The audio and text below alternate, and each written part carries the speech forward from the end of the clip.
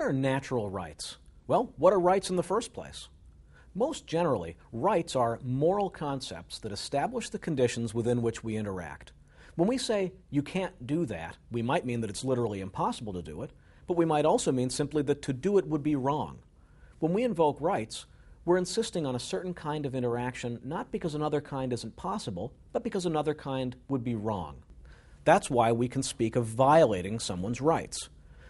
You can't make a round square means it can't be done. You can't kill Fred means it would be wrong to do it. But do we have natural rights? By nature, we have spleens. If you cut me open, you'd find my spleen. But you wouldn't find any of my rights. So let's see if we can figure out what natural rights might be. If you watch any TV at all, you probably know that you have the right to remain silent and to have an attorney present during questioning. But not if you live in North Korea.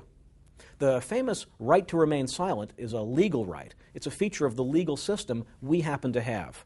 People in other countries may or may not have the right to an attorney. Similarly, if you're 18, you have the right to vote, but not if you were 18 in the 1960s.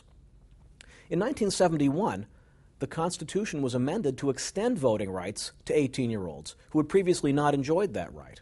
A few years later, 18-year-olds lost the right to drink beer.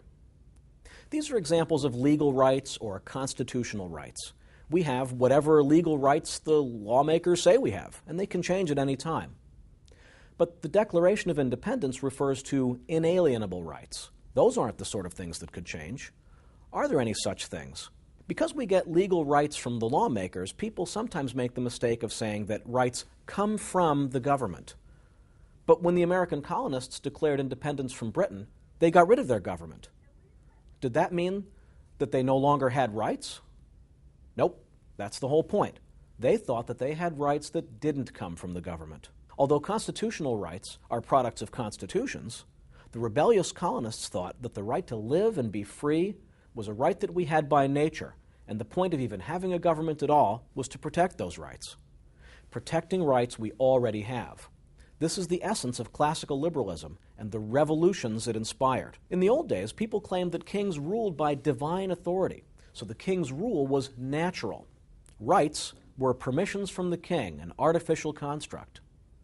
To the classical liberal way of thinking, the right to live and be free is natural, and governments are artificial.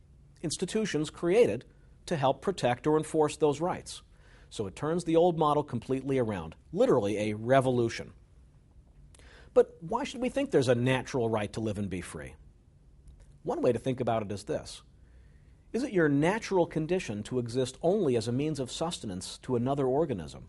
Or do you have an independent existence? We're all Homo sapiens. The old model had us thinking that the so-called nobility were literally a better breed of person, naturally suited to rule over the so-called commoners, whose inferior dispositions made them suitable only to serve. I'm pretty sure that's not true. What do you think? So, if the right to live and be free is natural, then governments are doing well when they protect your rights and doing wrong when they violate your rights. As much as possible, then, the legal system should create rights that are compatible with and don't contradict your natural rights.